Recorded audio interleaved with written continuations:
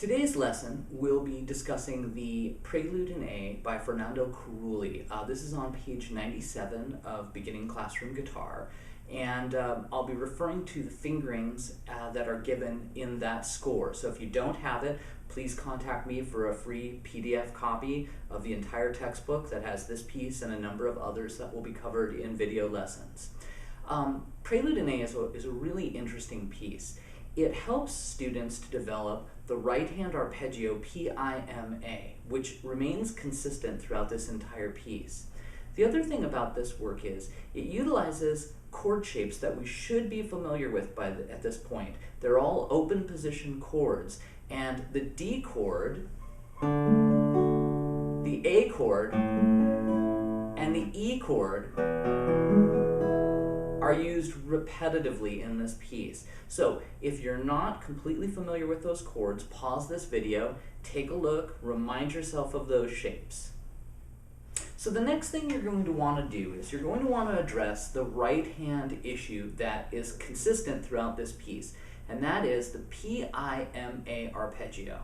So of course we want to remind ourselves of our right hand fingers. Thumb is P, index finger is I, middle A is your ring finger, so the P-I-M-A arpeggio. Now, this utilizes all free strokes. So what I would recommend is, before you even worry about the piece, let's go ahead and put our thumb on the 5th string of the guitar. We'll put our index finger on the 3rd string of the guitar, our middle finger on the 2nd string, and our ring finger, the A finger, on the 1st string.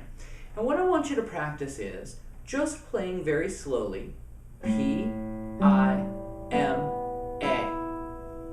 That's it. Once you have it, do repetitions. P-I-M-A, P-I-M-A. And you notice I'm not putting any space or break between the arpeggios. I'm just going right back to the pattern and repeating it over and over again. This is the pattern that's used throughout this entire piece. So by practicing this in isolation, you're solving what is the biggest problem of the work. And as you do it, you can practice going a little faster, but as you go faster, keep the arpeggio even. No spaces. P-I-M-A, P-I-M-A.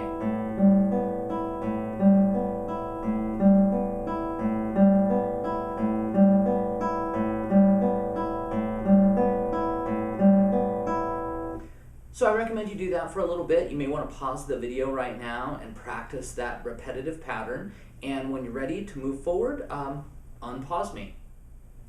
Now that you've practiced your P-I-M-A arpeggio and you've solved that problem, let's address our attention to the left hand. In this piece, as I said previously, we have a number of open position chord shapes that you should already be familiar with that repeat themselves. So when we start to look at this, we don't want to look at every single chord change being something new. And in fact, there's so much repetition that we get a lot of gimmies in this. So what do we need to know? Well, first of all, we need to know that there are 3 sharps in the key signature. All Fs are sharp in this piece. They'd be played as F sharps. All Cs are played as C sharps, and all Gs are played as G sharps, with one exception that we'll get to in a moment. So knowing this, if we start to look, the only other thing that pops off the page at us is that there are a lot of 16th notes in this piece. But we don't need to worry about that because the 16th note becomes this common pulse throughout the entire piece. And it's represented by each finger of the arpeggio. So it's not anything to be afraid of. So let's examine the first measure. If we look at the first measure, the first chord that's there, the low note is A on the open 5th string. The next note is A on the 3rd string with your 1st finger. The next note, C sharp on the 2nd string with your 2nd finger. And the high note is open E. So we have this chord, which is basically our A chord, except we're not playing that 4th string. So we're just going to play 5, 3, 2, 1. Then we're going to use the right hand pattern that you've already practiced. P-I-M-A. And what you're also going to notice is that this pattern repeats itself 4 times. So the first measure is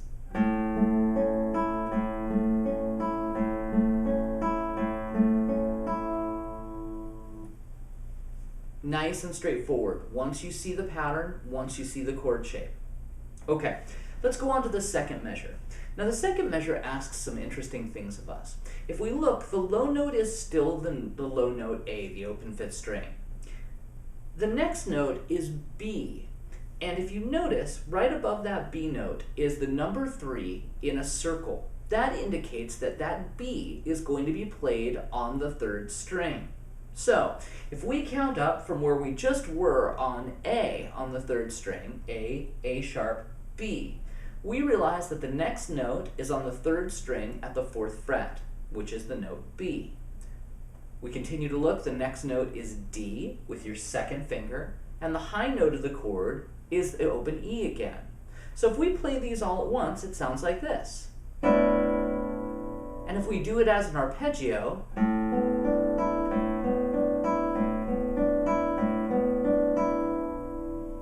we have the second measure. The third measure, the low note, open A again. The next note, G sharp on the 3rd string at the 1st fret, followed by open B and open E. So we would have this chord. If we play it as an arpeggio,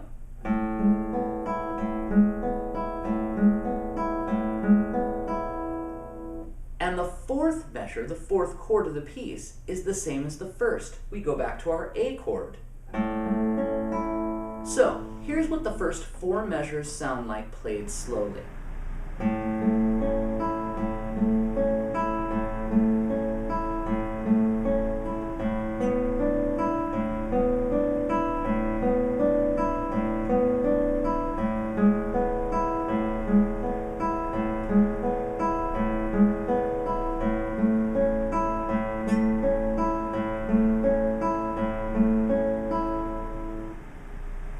Go ahead and pause the video and practice those first 4 measures, and then we'll start to talk about what happens next. Now that you've practiced the first 4 measures, let's go on. The next section builds on those chord shapes that you've already practiced. So let's take a look at the 5th measure. So in looking at the 5th measure, you see that there's a lot of repetition. The low 5th string open A on the 3rd string at the 2nd fret, C sharp on the 2nd string 2nd fret. Now you'll notice that the top note is a different pitch. It's not the open E anymore. What we have here is a G natural. So that funny little symbol is a natural sign. Remember that the key signature of this piece has told us that all G's are supposed to be sharp, but that natural tells us for this measure only to play G natural. So we have this chord shape and this arpeggio 4 times.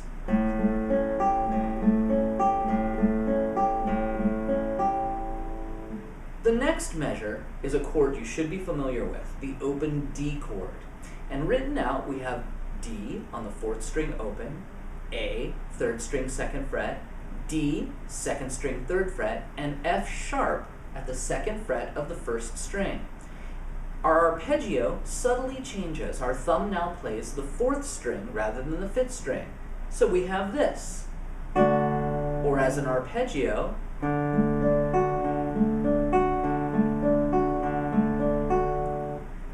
let's move on to the next measure. The next measure goes back to our A chord. However, for this chord, we want the full A that you might be familiar with if you're playing a bunch of rock songs.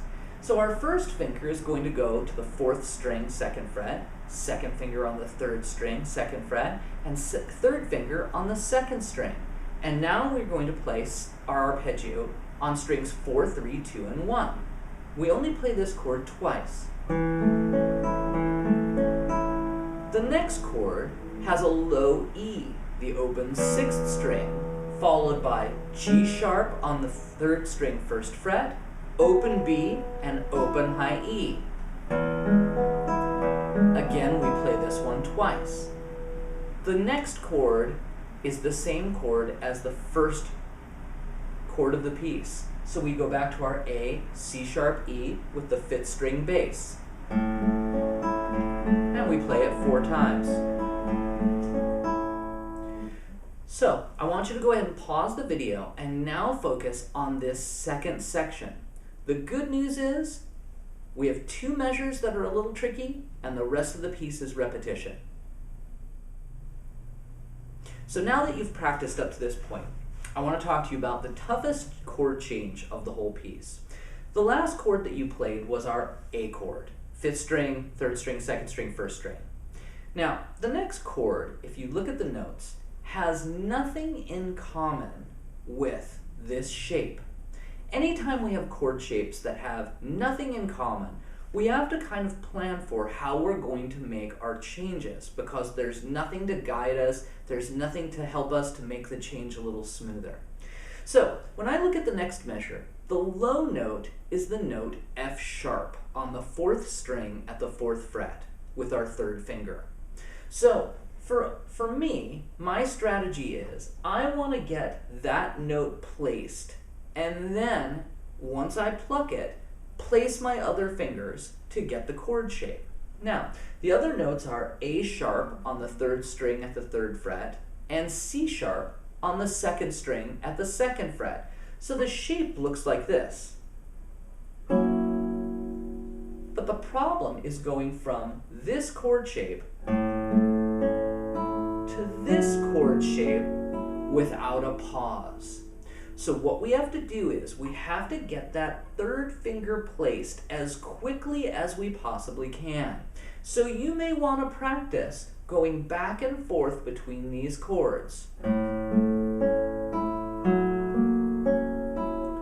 Once you place the F sharp, you have an instant to put down your 2nd and 1st finger to get the rest of that chord shape. I'd like for you to pause the video now and practice just that change between those 2 chords. So, from here on in, we have a lot of things that are going to help us to make this easy. The last chord that you left off with is our F sharp chord. This is actually an F sharp 7 chord, very beautiful.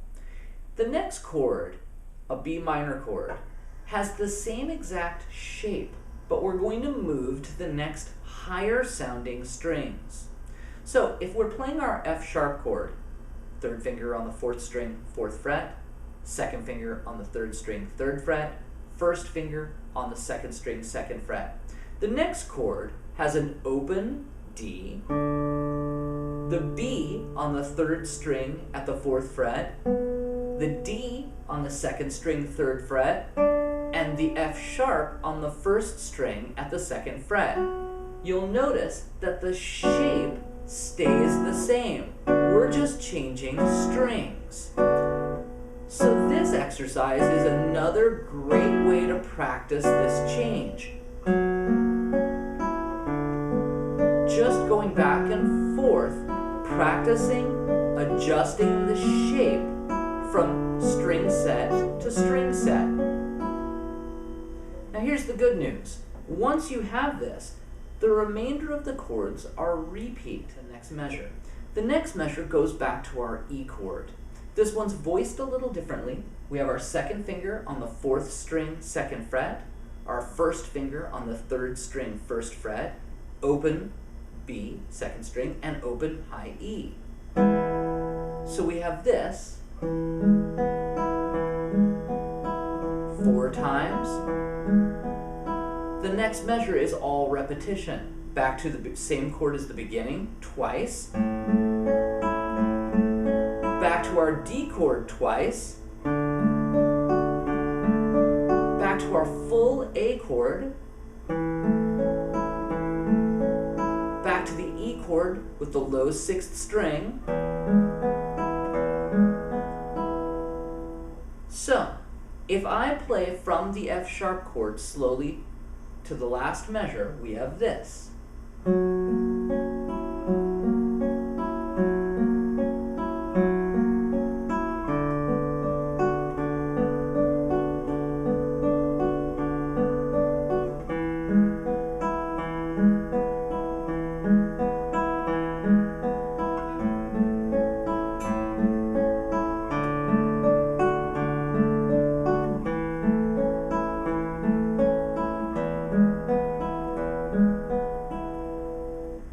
that leads us to the very last measure.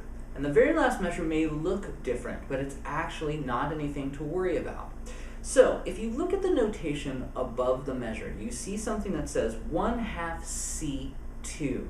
The C stands for capostato or capo. And all that indicates to us is that we're going to do a bar over half the strings at the 2nd fret. 1/2 C2 for 2nd fret. This bar is actually a 4-string bar. So take your first finger and lay it down across strings 4, 3, 2, and 1 at the 2nd fret. Now, you'll notice that the rhythm changes here from 16th notes to 8th notes. So we get to play half as fast as we have been. The first note of the measure is our open A. The next note is the A on the 3rd string, which is already under our bar, followed by E, which is under our bar on the 4th string, 2nd fret, followed by C sharp on the 5th string at the 4th fret with your 3rd finger, followed by open A. And that gives you the entire piece.